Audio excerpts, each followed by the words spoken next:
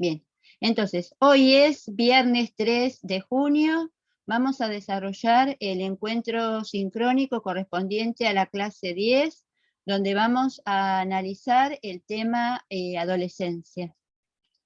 Estaba comentando que les reiteramos que por favor comuniquen a los compañeros, una vez más lo digo, en los grupos de WhatsApp, que este es el link para la clase. Así que por favor reitérenlo una vez más y que ya estamos a punto, vamos a hacer una introducción al tema adolescencia, pero que ya estamos a punto de comenzar con el tema específico de hoy, que es una clase especial que preparó la profesora Cecilia Almada.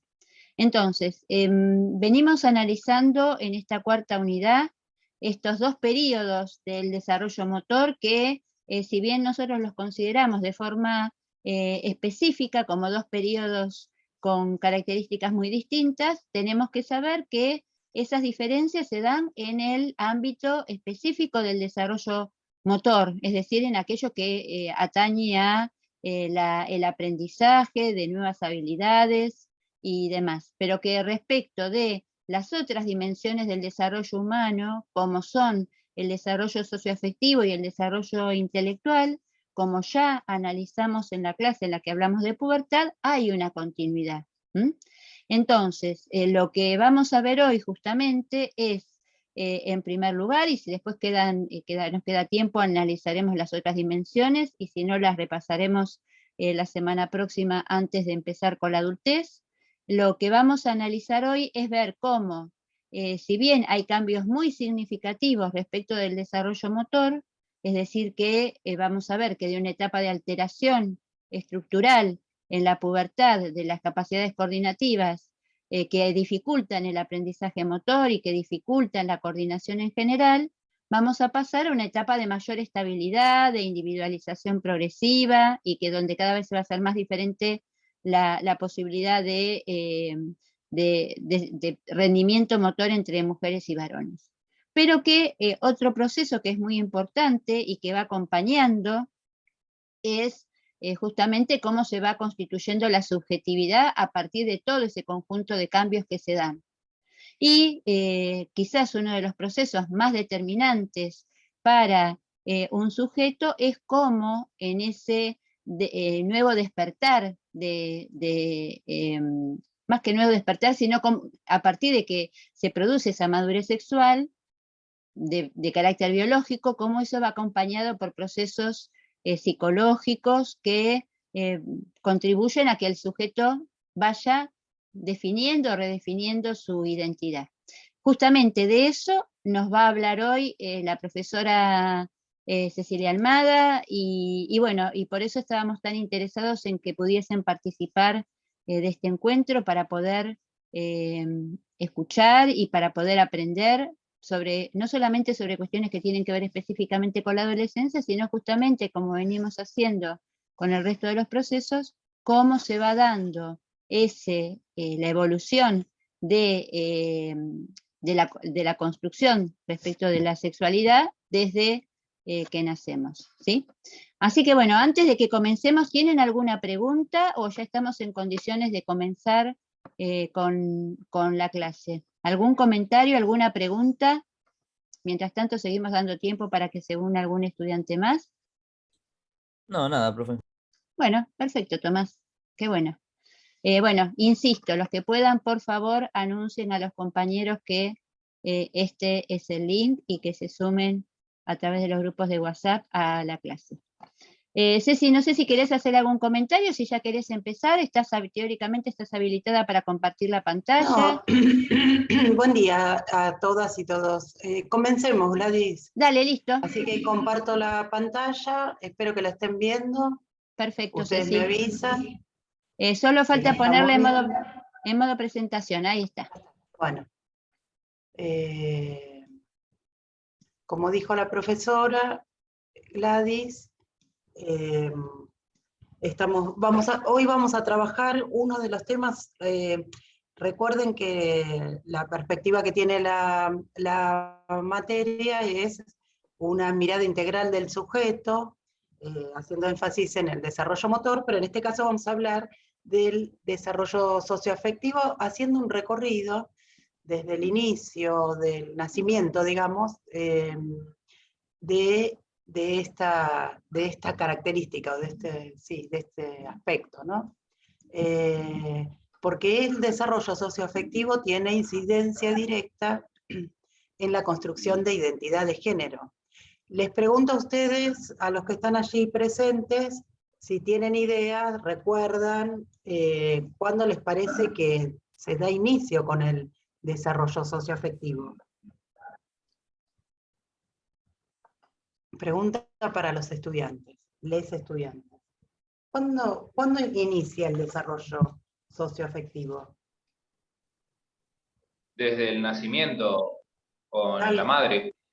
Exactamente, perfecto. No sé quién me respondió, pero esa es la respuesta. Por eso vamos a hacer un recorrido desde ese primer momento, tomando los hitos que nosotros los fuimos trabajando, algunos solo los mencionamos, pero son hitos que van a tener consecuencias directas sobre esta construcción, ¿no?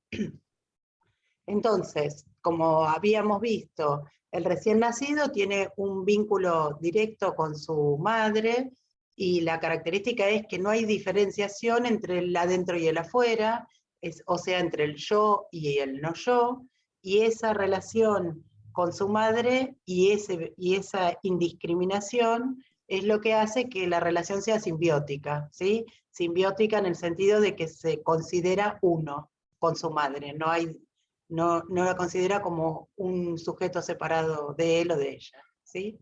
Y en esa primera instancia y en esas primeras experiencias tienen fundamental relevancia el diálogo tónico, ¿sí? Ese contacto que no solamente es a través del contacto físico, digamos, sino también es el contacto, hay tres pilares de ese contacto, que es, bueno, por un lado el contacto físico, también la mirada, y por tercero la voz, ¿sí? Son los tres pilares que le van a servir a la madre para tener un tipo de vínculo que sea amoroso.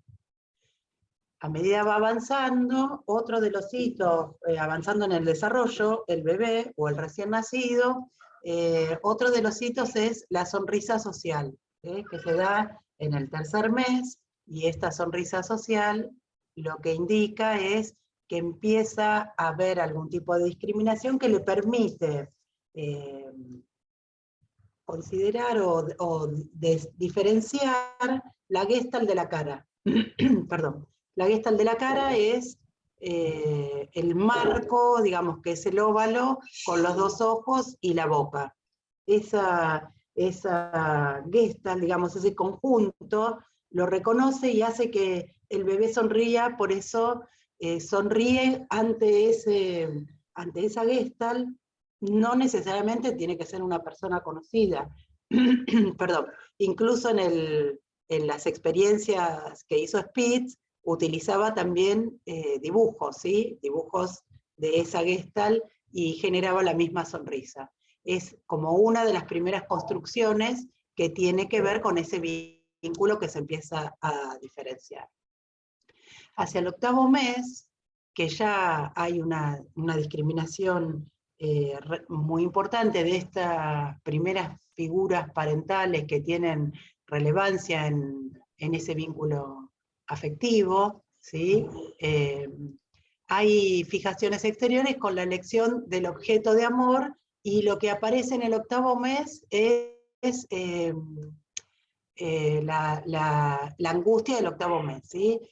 Que se expresa a través del llanto, cuando desaparece de su mundo, de su vista, o de su mundo, ¿sí? Que es circundante aquella persona que es relevante para sí. ¿Vieron cuando van al jardín y el bebé en ese momento, supongamos que a los 8 meses va a un jardín maternal, llora ante la separación de su mamá o de la persona relevante, ¿sí? A veces son los papás o quien sea que ocupe ese lugar, ¿sí? Esto está hablando de esa fijación a ese objeto. Si voy muy rápido me dicen, o si hay alguna pregunta también, ¿eh?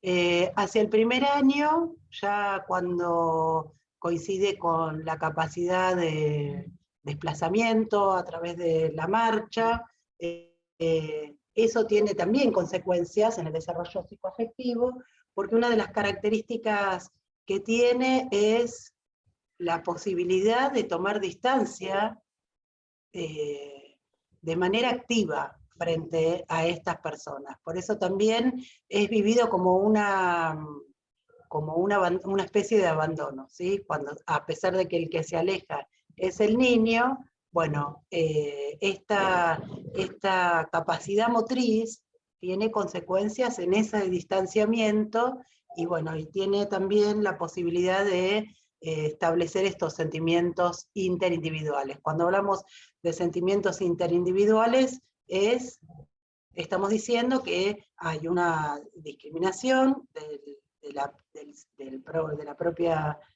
sí, digamos, del sí mismo, y puede discriminar con otros, aquellas personas que son afectivamente relevantes ya pueden ser reconocidas y establecer algún tipo de afectos. No sé si hay alguno presente que tiene hijos o tiene niños pequeños a su alrededor que puedan tener contacto, saben que no todas esos sentimientos no siempre son de afectos positivos, también pueden ser de valencia negativa, tener temor cuando ven a alguien o desagrado, ¿sí? En este desarrollo psicoafectivo, el psicoanálisis le da, para aquellos que están estudiando psicología, también quizás lo hayan visto, le da prevalencia, le da importancia a 3 zonas que se llaman zonas erógenas, ¿sí? ¿Lo escucharon? ¿Lo pudieron ver en alguna de las clases si alguno está estudiando psicología? Pregunto a A mí los me suena el estudiantes. término, pero no veo cómo relacionarlo con esto.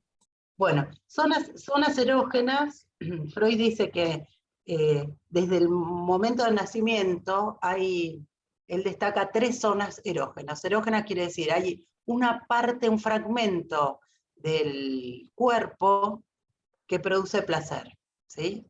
Esas 3 zonas están presentes también desde el momento del nacimiento, pero a lo largo del desarrollo van a tener más importancia unas u otras. En este primer periodo, hasta los 18 meses, primero voy a decir cuáles son las 3 zonas erógenas, ¿sí? Las zonas erógenas son la zona oral, ¿sí? La anal y la fálica, ¿sí? Entonces, esas 3 regiones corporales que están desde el inicio, digamos, del nacimiento,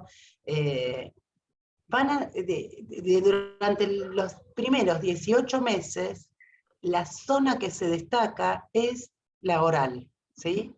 El placer que recibe, ¿se acuerdan que no sé si lo hemos mencionado, que en este primer periodo, hasta que logra discriminarse el niño, se maneja con la lógica del placer-displacer, ¿sí? ¿Eso lo tienen presente? Sí, profe, cuando va conociendo el mundo mediante la boca. Exactamente, exactamente. Entonces, ese placer-displacer, lo que está determinando es fundamental ese conocimiento, como dice la compañera, del mundo a través de la boca y la posibilidad de experimentar esa satisfacción que le da el tracto digestivo, vamos a decir, ¿sí?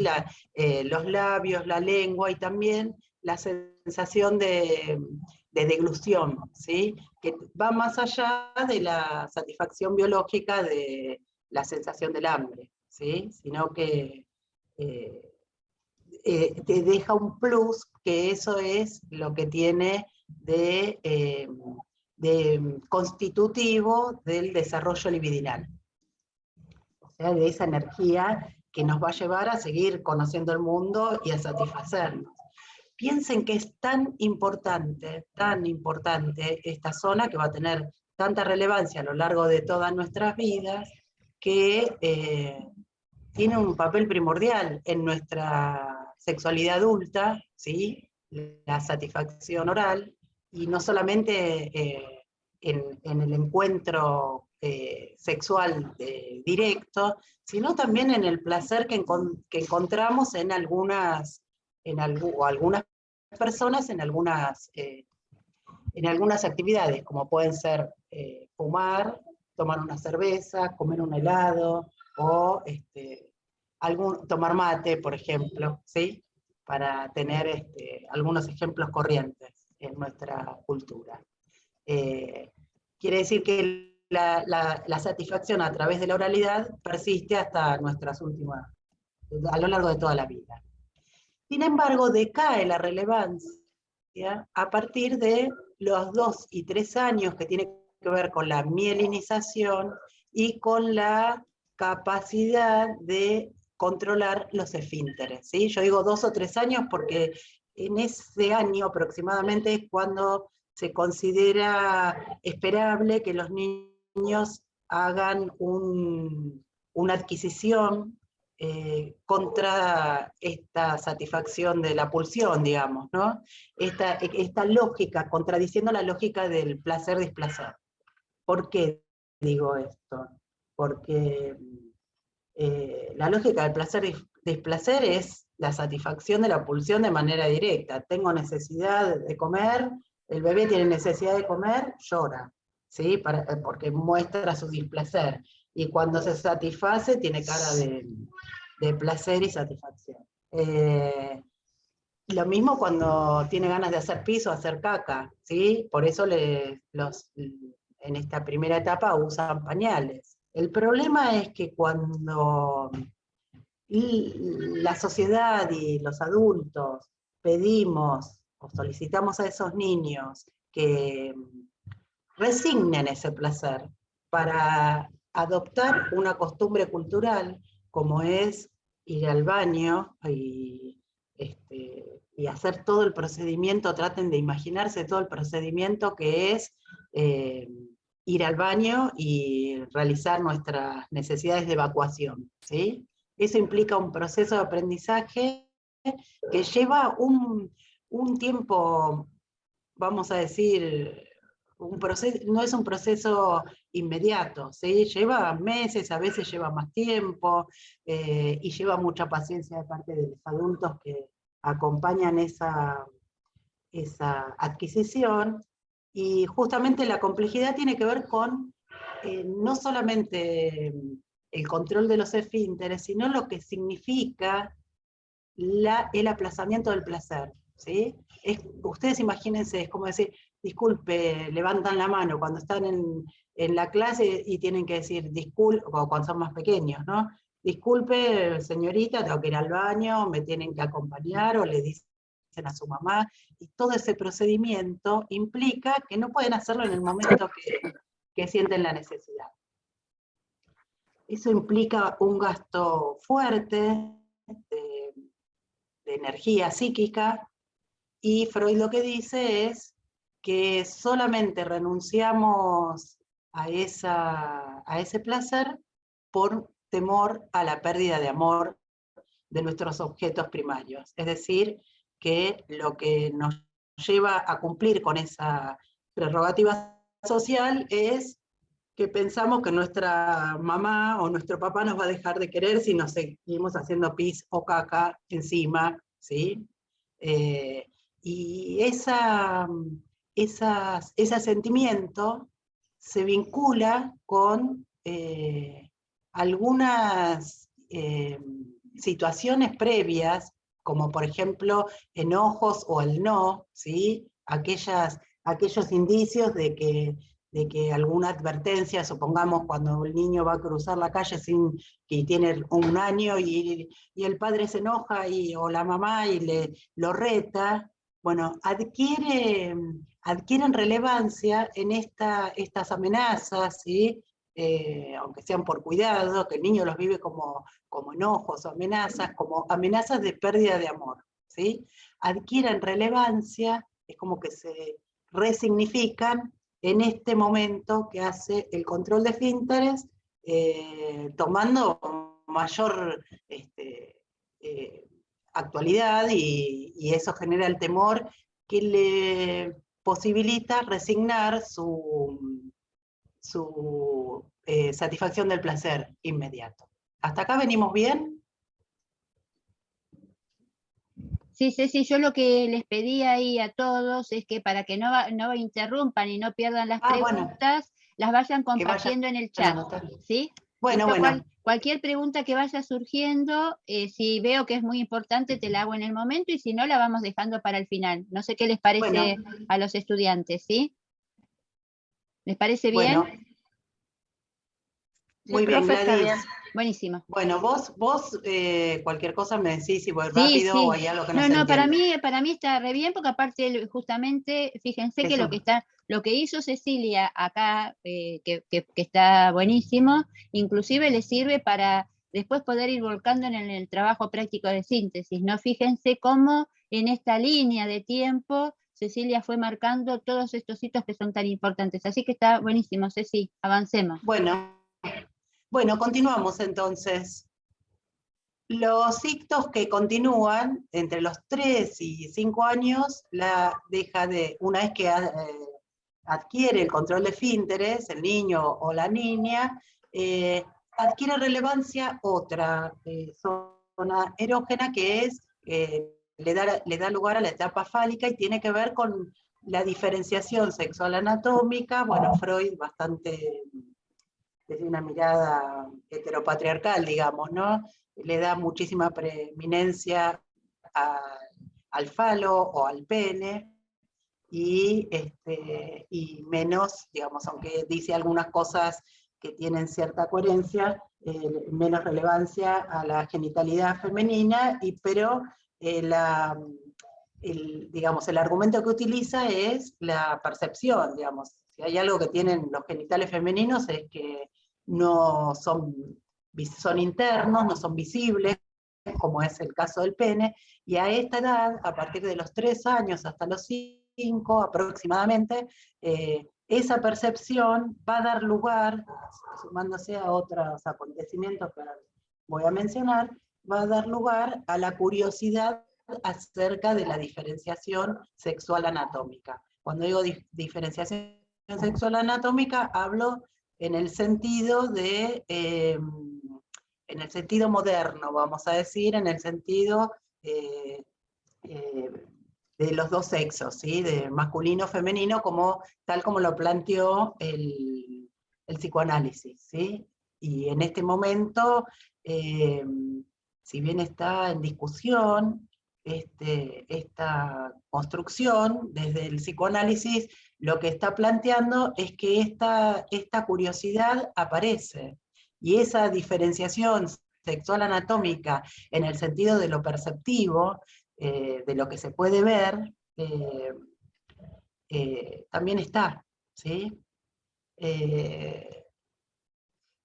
Lo que estaba pensando, que en este momento está en discusión si en los jardines maternales y algunas escuelas poner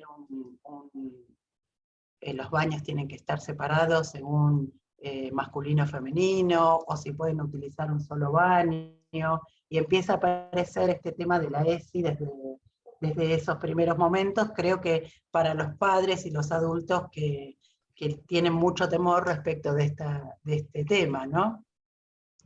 ¿Por qué? Porque esa curiosidad implica, Freud hace una descripción muy interesante, dice, bueno, que hay algunos eventos en la vida familiar que hacen que despierte esa curiosidad, ¿sí? Hasta ese momento el niño, ¿se acuerdan cómo era egocéntrico? Solo mide de acuerdo a su realidad y piensa que todos son como él. Uh-huh. Entonces, a partir de esta etapa empieza a aparecer algo de esa curiosidad que le empieza a dar pautas para entender que no todos son iguales. Entonces Freud menciona, por ejemplo, el ruido que hace una persona cuando va al baño y hace pis, decía.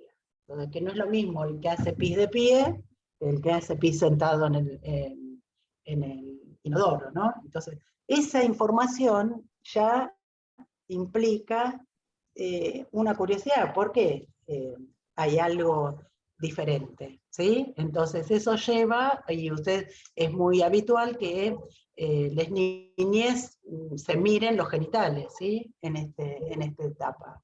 Y eso, quien no está advertido, los adultos que no están advertidos, pueden vivirlo con cierto temor, como algo que está fuera de lo esperable, ¿sí? Pero en realidad es algo que tiene que ver con esa curiosidad y tratar de responder a esa inquietud, ¿sí? Siempre cuento, y por ahí algunos ya lo escucharon, que en un grupo de jardín, de sala de 3, donde había varias mamás que estaban embarazadas, que ese es el otro tema, ¿no? Que se pone en discusión, que es cuando aparece cómo llegan los bebés a la panza, ¿sí? De la madre, a estar adentro. Imagínense en un niño o niña de 3, 4 años que tenga alguna persona alrededor que diga, cuando todavía no tiene ningún indicador externo, así perceptual, que esa persona está embarazada y lo que representa, ¿no? También tiene algunos interrogantes, que es cómo ese bebé entró adentro de la panza, ese es uno, y el segundo es por dónde va a salir. Y esto también tiene que ver, ¿por dónde sale? ¿Qué orificios conoce el niño? Y conoce 2 orificios, el oral y el anal, ¿sí? Entonces seguro que entró por la boca, esa es una de las teorías que plantea el niño. Seguro que comió algún alimento y entonces eso le produjo que se creara un bebé en la panza y sale por la cola, ¿sí? Esas son las 2 teorías que tiene de acuerdo a su conocimiento del mundo, ¿sí? Tenemos que afrontar los adultos una explicación que es muy compleja y que es muy compleja también para el niño comprenderla, ¿sí? Y esta discriminación entre, digamos, la diferencia sexual anatómica, digamos, da lugar a lo que Freud llamó el complejo de Edipo, ¿sí? O la relación, digamos, la complejidad que tienen los vínculos primarios, el establecimiento de esos vínculos primarios. Piensen que esta teoría es del principio del siglo XX, o sea que tiene más de 100 años, y lo que plantea Freud es que desde el modelo heteronormativo, ¿sí? De una familia burguesa, digamos, normal, entre comillas, es decir, un padre, una madre que tiene un niño, la triangularidad afectiva es la que determina un tipo de complejidad en esos 3 lugares, ¿sí? El primer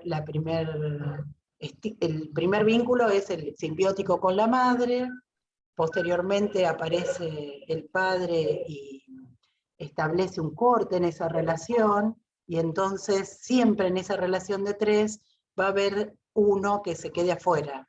Freud plantea que la relación es dual, es de a 2, y siempre hay uno que se queda afuera, él lo menciona como el tercero excluido. Entonces este tercero excluido es el que observa una escena en la cual no está invitado, ¿sí? La escena a la cual no está invitado el niño es el intercambio, o como dice Freud, el comercio sexual entre los adultos, ¿sí? Eso también es como lo que escuchaba, el ruido de cuando va al baño, o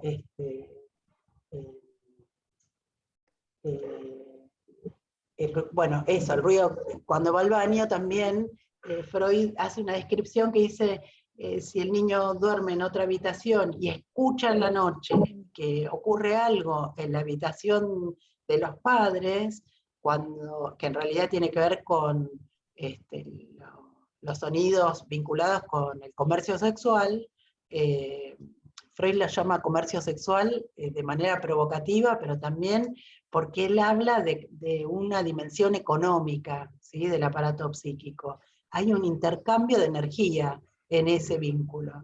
Entonces, por eso él utiliza la palabra comercio, ¿no? Entonces, en ese comercio sexual, el niño puede despertarse y tratar de ir a ver que se da cuenta que algo pasa, que está sucediendo y él no está participando, y trata de ver, Freud le llama, si llega ese niño a presenciar esa vínculo, esa relación sexual primaria, Freud la menciona como la escena primaria, ¿sí? Que dice que es traumática. Para un niño encontrarse, digamos, la posición de tercero excluido más traumática es presenciar la escena primaria entre el comercio sexual entre el padre y la madre, ¿no? Entonces, esta vinculación entre estas tres figuras, ¿sí? Hoy podríamos decir, ir un poquito más allá de lo que dijo Freud, y pensar que hay un vínculo hay un vínculo primario con aquella persona que es el que ocupa la función materna, que puede ser no importa el género, sino ni el parentesco. Hay alguien que cuida y que materna a ese recién nacido. Ese es un vínculo. Ese vínculo que da ese lugar a la simbiosis tiene que romperse en algún momento, porque aparece en escena un otro, preferentemente que sea otra persona, ¿sí? Que sea del afecto, estamos hablando siempre en términos ideales, que sea de afectos positivos, que le permita al niño separarse, y es lo que le va a dar la posibilidad de conocer el mundo, porque cuando está en ese vínculo simbiótico, la madre o quien cumple la función materna satisface su necesidad. Imagínense si hubiéramos quedado ahí, hoy no estábamos haciendo esto que estamos haciendo, ¿sí? Está cada cual esperando tirado en la cama, esperando que le resuelvan todas y satisfagan todas sus necesidades. Entonces, lo que nos da la posibilidad, digamos, de desarrollar la curiosidad, que es la clave del desarrollo de nuestro aparato psíquico, es que aparezca algo que rompe esa simbiosis. Si es una persona, puede ser otra cosa, un trabajo, no sé, un programa de televisión, un celular, no sé, algo que haga que la relevancia de la madre, la relevancia del niño hacia esa persona que cumple la función materna, esté ocupado por otra cosa. Entonces el niño va a empezar a buscar por sus medios satisfacer esa necesidad y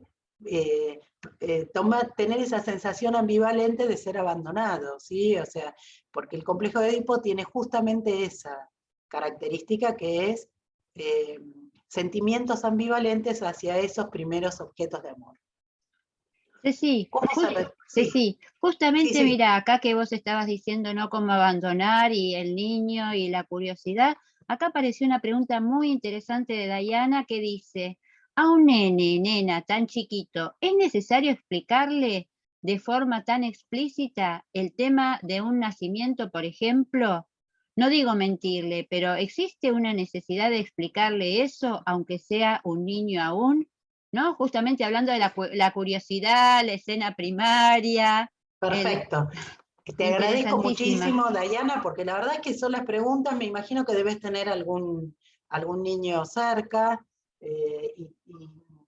y digamos, el criterio que sugiero yo para responder, porque digamos, de acá hasta que se vuelva adulto, los niños que vos tengas alrededor, sobre todo si son tus hijos, te van a desafiar con preguntas que vos nunca vas a pensar que te las van a hacer, ¿sí? Sobre todo las que tienen que ver con la sexualidad, ¿sí? Entonces, ¿cómo se responden? En este periodo se responden yendo, digamos, espiraladamente, no contándole todo, porque no lo puede asimilar. ¿Sí? Yo me acuerdo mi hija mayor, que ahora es mayor que todos ustedes, cuando yo estaba embarazada y tenía 3 años, o no, más o menos, y ella dijo, bueno, ¿querés? Y yo le empezaba a explicar, bueno, cómo era esto de la diferencia sexual anatómica. Cuando no podía soportarlo más, se iba corriendo a hacer otra cosa. Pero al día siguiente volvía con la pregunta, ¿sí? Entonces, pensarlo como desde este criterio, ir pausadamente, porque es muy complejo, pero lo que estamos haciendo con esta discriminación, le estamos enseñando las diferencias entre las personas, estamos hablando de cómo es el vínculo, que muchas veces ese afecto que sentimos hacia la otra persona produce efectos en nuestra corporeidad, ¿sí? Y tiene que ver con la excitación, y que es un modo de expresar el afecto, ¿sí? Que tienen los adultos, que queda en algún lado, que va a quedar esa información asociado con el cuidado del otro también, ¿sí? Porque vos lo que le vas a describir es que hay un vínculo afectivo con alguien y que vos no es solamente con ese niño, sino que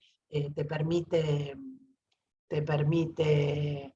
expresarlo de distintas maneras, ¿sí? Y que a veces los adultos tenemos otras formas de expresarlo, como es la sexualidad. Y vas viendo hasta dónde llega la pregunta, porque el niño no te pregunta nada que no quiera saber, ¿sí? Y si vos le decís cosas que él no quiere saber, no lo puede escuchar, ¿sí?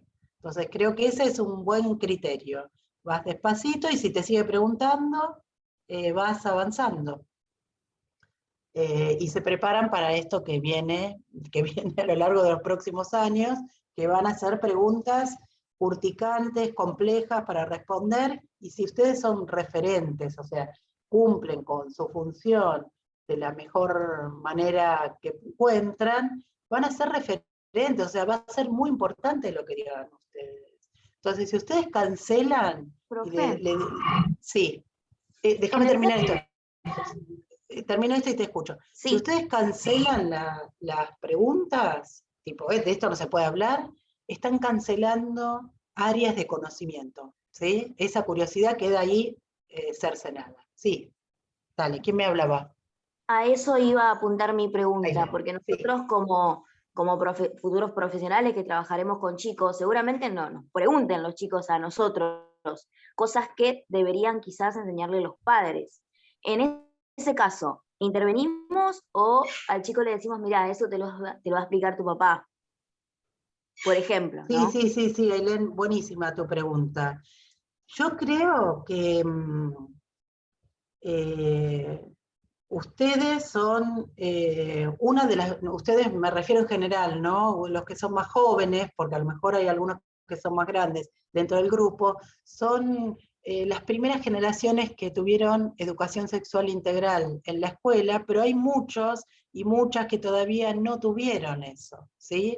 Y entonces ese conocimiento para abordarlo de manera científica y que sea a favor del desarrollo. Entonces, si vos como entrenadora vas a trabajar con niños, supongamos en esta etapa, creo que para evitarte problemas tendrías que trabajar con las familias también, ¿sí? Y primero advertir antes porque podés encontrarte, pensá que este es un tema tabú, y entonces quizás digas algo que hay muchas familias que jamás lo pensaron, y que entonces te traiga problemas laborales porque te metiste con un tema o te hacen una denuncia, ¿no? Es un tema muy delicado, y por suerte para ustedes hay muchísimos materiales que a ustedes les pueden servir como soporte para trabajar con las familias, ¿sí? Que después si les interesa les pasamos algunos links para que los tengan disponibles y que vean que es bastante más sencillo, y en este terreno lo que sí, digamos, de manera fehaciente ustedes tienen que trabajar es el respeto por el otro, el cuidado de sí y el cuidado del otro, ¿sí? Porque este es el momento en el cual se empiezan a poner los límites con algo tan difícil como es el cuidado del propio cuerpo, ¿sí? Decir, bueno, nadie te puede tocar si vos no querés, ¿sí?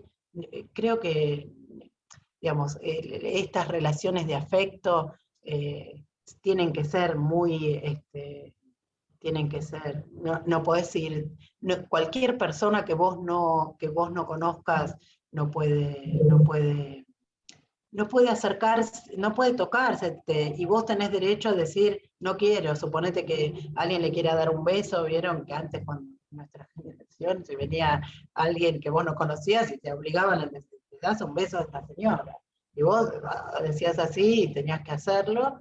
Hoy por suerte esas cosas no se hacen más, y creo que tienen que ver con este respeto por el otro. Y con comenzar a darle herramientas para que se pueda cuidar de posibles riesgos, ¿no? Sí. Matías. Matías, dale. Yo tuve clase de educación sexual, pero creo que fue muy, muy empobrecido el tema de las clases.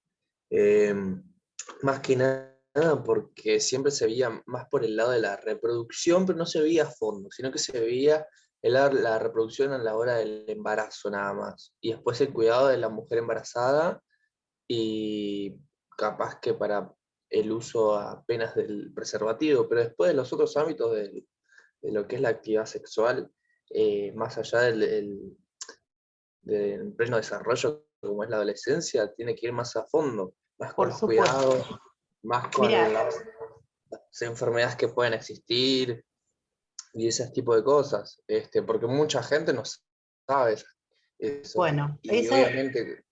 yo les agradezco a ustedes que se hagan estos interrogantes, porque la idea de trabajar esto, vuelvo para atrás, ¿sí?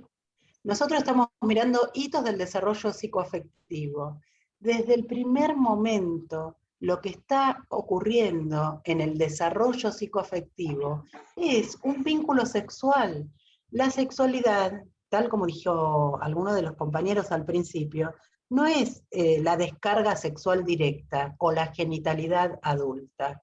En el diálogo tónico ya hay un vínculo afectivo que tiene que ver con el desarrollo de la sexualidad. Por eso es importante. ¿Se acuerdan que yo dije ahí la voz, la palabra, la voz, la mirada y el contacto? Si esas tres cosas, la voz, la mirada y el contacto, depende el estilo que tenga, si es amoroso, si es agresivo, si es violento, va a tener consecuencias en el desarrollo psicosexual de ese bebé. Fíjense si es importante. Y el cuidado del propio cuerpo tiene en cada una de estas instancias que nosotras estamos marcando, tiene una particularidad, pero que es importante trabajarla. Entonces, teniendo en cuenta lo que dice Matías, o sea, por supuesto que es importante el cuidado de la embarazada y de las enfermedades de transmisión sexual y el uso del preservativo, pero tenemos que empezar del momento cero. Y entonces mi recomendación frente a las dificultades que nos trae hablar de la sexualidad entre las personas, y depende del contexto, algunos espacios, el deporte, por ejemplo, es un espacio privilegiado porque trabajan con el cuerpo, pero también con muchos tabúes y complejidades, digamos. Entonces, ustedes tienen una responsabilidad grande que es formarse y buscar herramientas para para poder resolver de la manera más adecuada posible, que no les traiga problemas a ustedes, ¿sí? Ni a los niños. Bueno, por ahora esto, ¿sí? Y depende cómo se plantee un tema. Fíjense, yo antes les hice el comentario de que hay escuelas que tienen baños mixtos en el nivel inicial, y que algunos padres se quejan. Y entonces yo les pregunto a todos ustedes que conviven con otras personas, quizás con el grupo familiar primario, viven con su papá y su mamá, capaz tienen hermanos. ¿Los varones van a un baño? ¿Tienen 2 baños divididos por género en sus casas? Rotundamente no. Entonces, ¿por qué, digamos, no se puede pensar que ese tipo de restricción es una restricción que un poco nos empieza a tironear en este momento? Ya no tiene ningún sentido. Y a lo mejor lo que tenemos que hacer énfasis es en construir la noción de privacidad, ¿sí? Piensen en esta etapa, que el niño tiene esa curiosidad, y bueno, tienen curiosidad, pero tienen que cuidarse, ninguno los puede, digamos, cuando van al baño tienen que estar solos, ¿sí? O que no tiene que haber una posibilidad, no tiene que ser a la vista de todo el mundo, eso sí, ¿no? Pero si entra después de una nena y después entra un varón, la verdad es que no le veo que eso sea lo más relevante, ¿no? Bueno, son temas que están ahora en agenda y que tenemos que pensarlos con mucha delicadeza. Quiero retomar lo del complejo de Edipo, que estábamos diciendo esta posición del tercero excluido. Siempre hay, en una relación de tres, siempre hay uno que se queda mirando, esto a lo largo de toda la vida, no solamente acá, no solamente el niño respecto de los padres, también es como que es dinámico, ¿sí? Va a haber alguna situación, no es solo la genitalidad adulta, que ahí el que se queda afuera es el niño, después habrá algunos vínculos en donde la que se queda afuera es la madre, porque hay un tipo de juego que hace el papá y el niño, y entonces la madre interviene y solo los mira, y a la inversa, ¿sí? La madre con el niño y el padre es el que se queda afuera, pero lo importante es que haya percepción de que uno no puede estar en todos lados, ni puede, no le está esto tiene que ver con lo permitido y lo prohibido, no está permitido participar de todo lo que a uno se le cante, ¿sí? Esto que en las clases a veces hablábamos de la capacidad de espera, ¿se acuerdan? La satisfacción de la pulsión al principio, decían, bueno, la madre mientras cocina dice, esperá, ya te voy a dar la comida. Esa es la capacidad de espera que nos va a servir a lo largo de toda la vida, y que ahora con las redes sociales, es un comentario que tenemos con Gladys bastante a menudo, encontramos que pareciera que la satisfacción es inmediata, y entonces entramos en esa lógica de la demanda como si fuéramos bebés, y ya me resolvé mis problemas, ya quiero saber qué nota me saqué, ¿cómo puede ser? Yo te mandé una pregunta ayer y vos no me la respondiste, ¿no? Que nos pasa con personas adultas. Entonces, fíjense si es importante trabajar esta noción de aplazamiento de la satisfacción, sería, ¿no? Que es fundamental se da en este momento, es como que es el momento más relevante en esta primera etapa, pero que después, pues, a lo largo de toda la vida tenemos que saber esperar, ¿no? Y para resolver esta triangularidad y este afecto, genera esta ambivalencia, ¿no? De amor, y cuando uno se queda afuera, o sea, ¿por qué no me quiere más mi mamá a mí? Porque está con mi papá, supongamos, ¿no? Entonces eso genera un afecto negativo, o sea, Freud dice, el complejo de Edipo es la fantasía de muerte del progenitor que me la sacó, en el caso de una niña, y es el padre que le saca a la madre, ¿sí? Que luego va a tener una inversión, va a tener que hacer un paso más la nena para derivar ese amor en el objeto primario que era la madre hacia el padre, y que quede, digamos, que el deseo de muerte es sobre la del mismo sexo, ¿sí? En este caso la madre. Y es el deseo de muerte, o sea, la fantasía es, en algún momento va a desaparecer y lo van a encontrar, eso sí les van a decir a ustedes, los niños en general, a los 4 años capaz, dicen, cuando sea grande me voy a casar, si un varón dice, cuando sea grande me voy a casar con mi mamá. ¿Sí? Hemos tenido estudiantes acá que decían, sí, mi hijo dice, eso, le dice al padre, yo cuando sea grande mi mamá va a ser mi novia, supongamos, ¿no?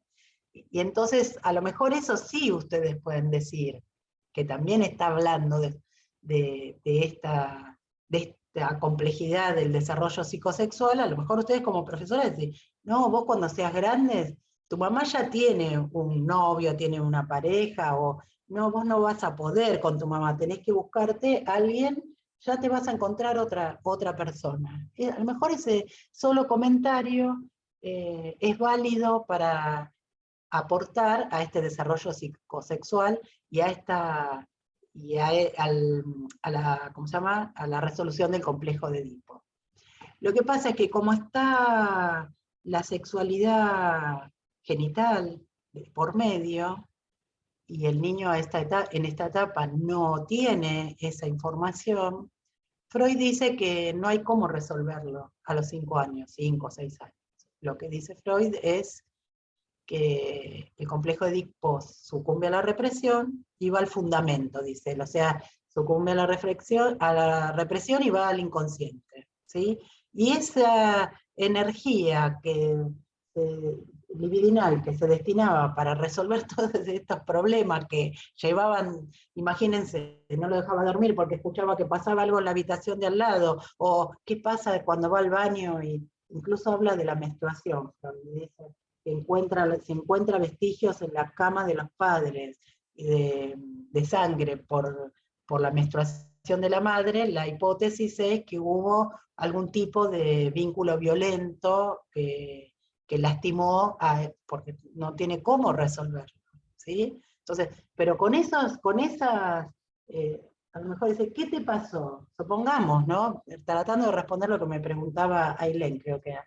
Que la madre está haciendo la cama y ve que hay, y el niño o la niña ve que hay una marca de sangre en las sábanas, y capaz que hace una pregunta. La pregunta tiene que ver con eso, tiene que ver con que en su fantasía uno cuando se lastima le sale sangre.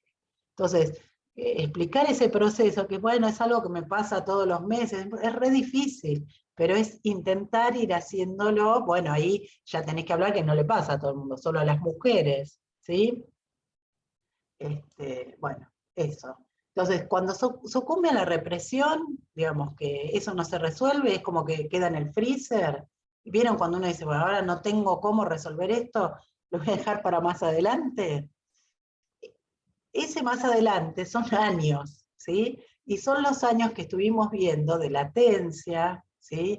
En donde el niño deja de preocuparse por el tema de la sexualidad, todavía no hay discriminación entre varones y mujeres, todas las cosas que nosotros fuimos trabajando, y que es el momento en que empieza a desplegar toda esa energía en favor del conocimiento, ¿sí? Conocimiento de todas las habilidades habidas y por haber, no solamente las motrices, ¿sí? Y también las intelectuales y otras, las artísticas, etcétera, ¿no? Todo lo que pueda es como, bueno, toda esa energía, bueno, ahora por fin me saqué todo este problema, la dedico a conocer el mundo, a saber cosas que me interesan, es el momento de estimularlos con todo, ¿sí? Y por supuesto en el deporte también. No dura mucho, pero cuando empieza la pubertad, hay una progresiva maduración sexual que todavía no se puede avisorar. ¿Se acuerdan cuando hablábamos de ¿cómo se llama, Gladys? De Tanner, la escala de Tanner, ¿sí? Que empieza a ver de manera incipiente. La escala de Tanner. Claro, sí. Algunos indicios visibles de esa activación hormonal que empieza que es silenciosa al principio. Es silenciosa porque no se ve en un inicio, no se ve, digamos, en la corporeidad, pero se ve en el ánimo, ¿sí? ¿Se acuerdan que decíamos? Bueno, empieza a haber como una turbulencia. Y esa activación biológica de la que va a dar inicio a la maduración sexual, que tiene que ver con el desencadenante hormonal, da lugar a la reedición del complejo de Edipo. Se descongela, lo sacamos de ese lugar que lo habíamos mandado, y otra vez aparece, porque empiezan a aparecer algunas sensaciones que tienen que ver con excitación, con cosas que que el pudor, ¿sí? La vergüenza, todo lo que nosotros fuimos viendo en las clases, que no tienen explicación todavía para ese niño o niña, pero que tiene que ver con las vinculaciones y empieza a ver ese pudor, por ejemplo, de encontrarse, alejarse entre las mujeres, ir las mujeres por un lado y los varones, y ver cómo se puede resolver eso. Lo digo así rápido porque en realidad creo que eso está modificándose, pero hay algo del pudor y de la incomprensión del propio proceso, que es lo que me está pasando, ¿sí? Que hace que vuelva a aparecer, que se manifiesten, otra vez aparecen como, esta vez en el registro siniestro de los siniestros, los vínculos primarios, ¿sí? Cuando digo registro de los siniestros, me refiero a que ahora, digamos, cuando se logra la maduración sexual, que esta es una clave, la maduración sexual implica, digamos, aunque sea a muy temprana edad, la capacidad de procrear, ¿sí? Que la mujer tenga la primera menstruación, y que el varón tenga la capacidad de eyacular, aunque sean niños de 10 años, 11 años, implica que pueden procrear, ¿sí? Y sabemos de casos de niñas de 11 que han quedado embarazadas producto de un abuso, por ejemplo. Entonces, esa procreación genera, le da la herramienta que faltaba en la etapa fálica, a los 5 años, a los 6 años, ahora sabe, empieza a tener, era esto de lo que se trataba, ¿sí? Esa maduración sexual, por lo tanto, es siniestro, puede decir, yo no puedo tener relaciones sexuales con mi mamá o con mi papá. Es el tabú del incesto que nuestra sociedad tiene, o Freud dice que es un universal, y algunos lo discuten, pero digamos que es bastante extendido, ¿sí? Que hay, por lo menos hay restricciones no es como los animales, esto es cultural, ¿sí? Es como el pasaje de la naturaleza a la cultura. No hacemos lo que queremos cuando queremos.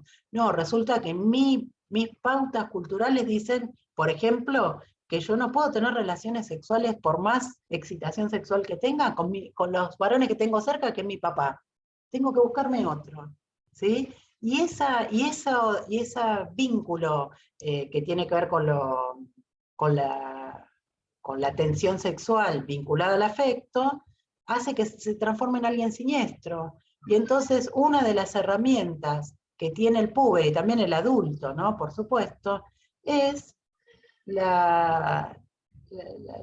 no quiero decir la agresión, sino la descalificación es como una estrategia para alejarse, ¿sí? Vieron que se empiezan a pelear los padres con los jóvenes en esta etapa, y que la explicación tiene que ver con esta idea de, ay, mi papá es el peor, ¿viste? Yo no, me voy de mi casa con mis amigos, que son los que me entienden, porque les pasa lo mismo con los padres, ¿sí? Es la estrategia para la salida a la exogamia, ¿sí? La salida a la exogamia es, yo en vez de buscar satisfacer esa descarga sexual, que ahora ya es genital, con otro, el que yo elija, que no sean los que están prohibidos por mi cultura, y bueno, tengo que buscar a alguien afuera de mi clan, sería de mi familia. Yo no puedo tener relaciones con alguno de los integrantes de mi familia. Me tengo que buscar a alguien afuera, un compañerito de la escuela o del club, etcétera, alguien que desea que me esté permitido, ¿sí? Y bueno, el modo que tiene muchas veces es este. Yo ahí puse además en la adolescencia el complejo de la langosta. Voy a tratar de ser breve, porque si no es muy, muy extenso, me parece. El complejo de la langosta lo planteó una psicoanalista francesa, ¿sí? François Dolto, que lo que dice es que cuando acontece este salto, ¿sí? Que tiene que ver con ese desarrollo sexual, biológico, que trae tantas turbulencias, una de las consecuencias que tiene es, ¿se acuerdan que Gladys los nombró la clase pasada? La pérdida de la identidad infantil, del cuerpo infantil y de los padres de la infancia, ¿no? Estas pérdidas, que eran lo que daba seguridad durante la latencia, lo deja al adolescente, sobre todo en la primera etapa, desguarnecido, ¿sí? No tiene ya los recursos que tenía para manejarse durante la infancia, y en la adolescencia no le sirve más, tiene que armar otra vez nuevos mecanismos de defensa para manejarse en un mundo adulto, ¿sí? Y entonces lo que nos advierte, y esto creo que es muy importante a ustedes como entrenadores también, y entrenadoras, lo que nos advierte François Dolto es que es el momento. Ella hace una metáfora, ¿no? Y dice, la langosta tiene un exoesqueleto, ¿no? La langosta marina. Vieron que es ese bicho que es parecido al cangrejo, pero más alargado.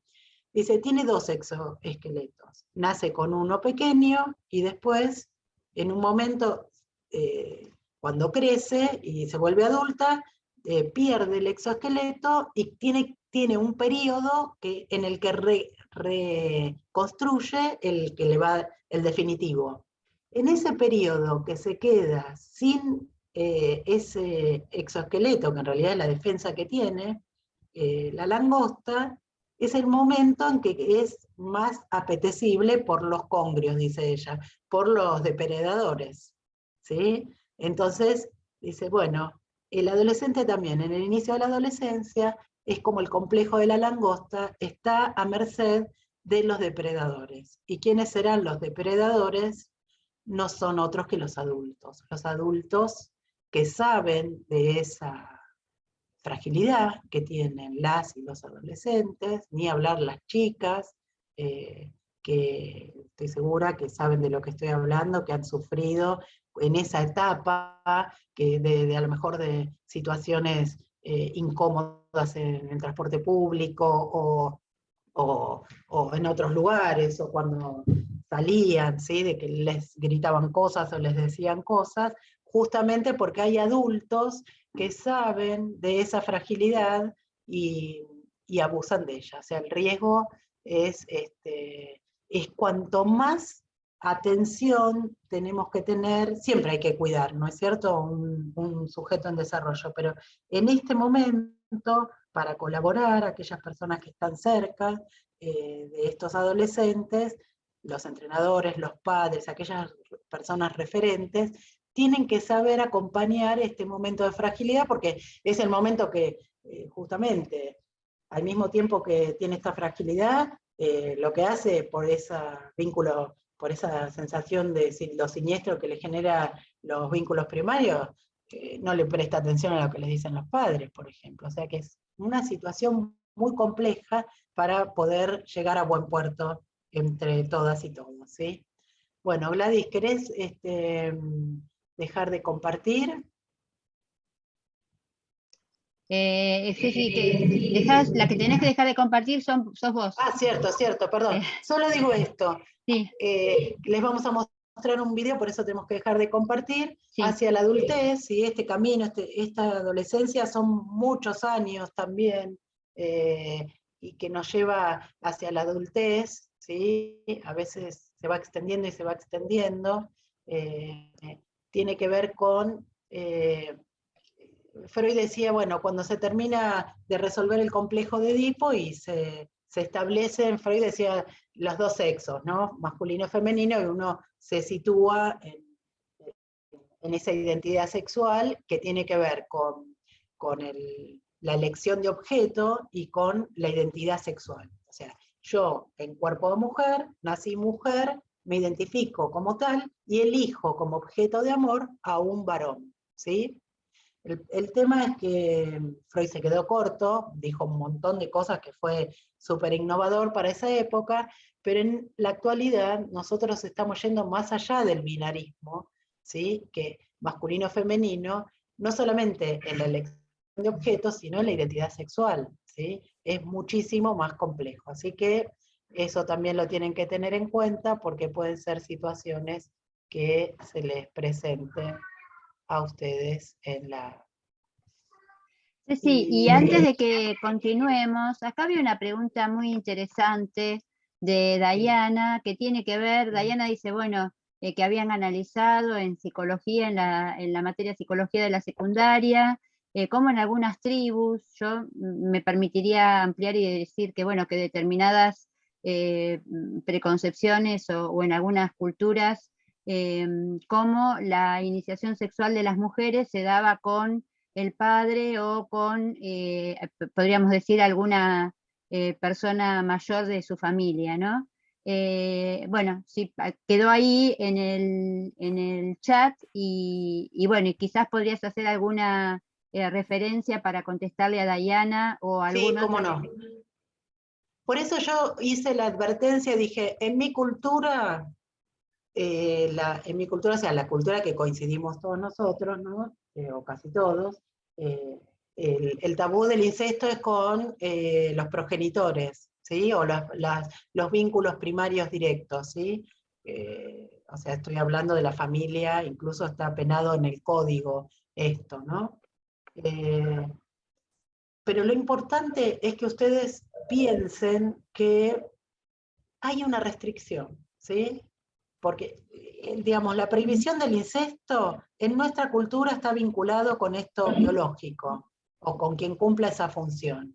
Pero puede haber otro tipo de organización cultural que también determina lo que está permitido y lo que está prohibido. En general,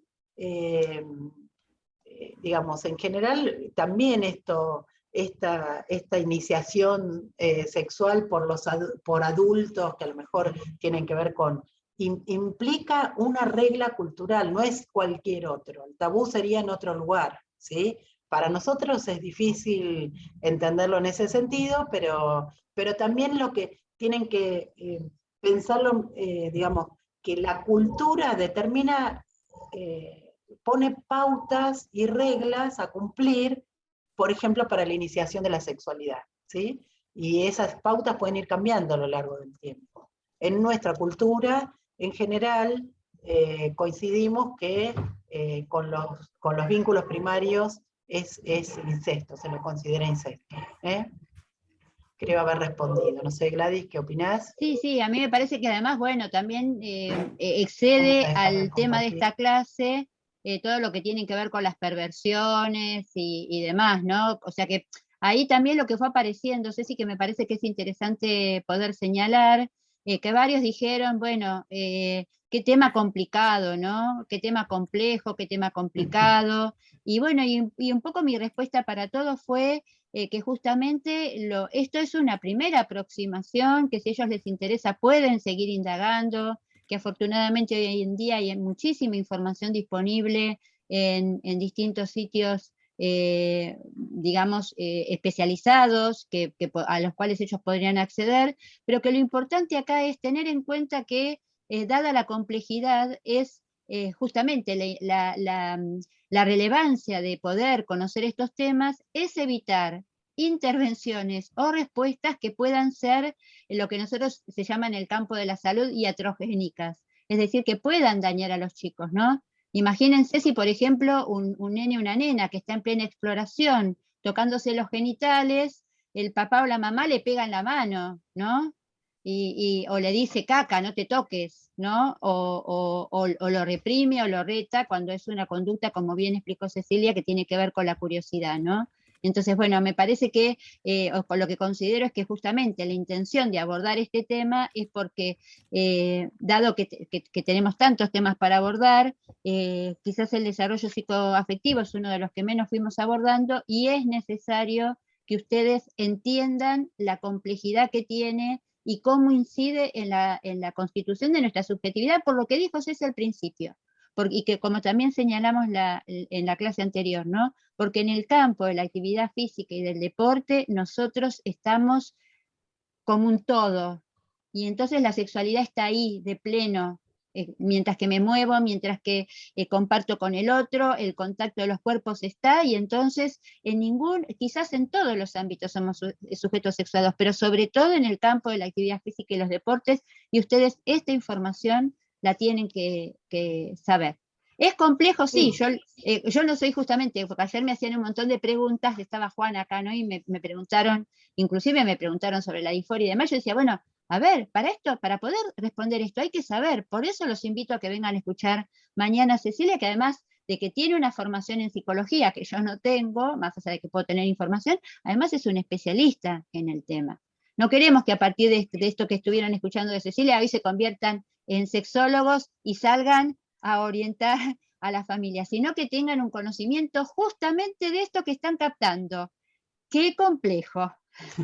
No, y sobre todo, yo creo que lo más importante, Gladys, Sí. es la responsabilidad que implica la profesión que ustedes eligieron. Porque trabajar con niños, jóvenes, si ustedes concuerdan con nosotras que los van a formar de manera integral, tiene esta complejidad. No era nada más que enseñarle a patear la pelota, sino que es justamente ver digamos, que a veces, creo que también François Dolto dice, la palabra precisa. A veces la palabra de un referente, una referente, como es un entrenador, una entrenadora, en el momento indicado y decir lo que corresponde, tiene huellas para toda la vida. Y si dijeron lo correcto, a lo mejor lo ayudaron a resolver problemas que le va a servir y se van a acordar de ustedes con muchísimo afecto. Pero a veces pueden decir algo que no es lo correcto también. Por eso es importante que se formen, ¿sí? Bueno, hagamos un descansito, Gladys, Bueno, ¿te parece? dejo de grabar.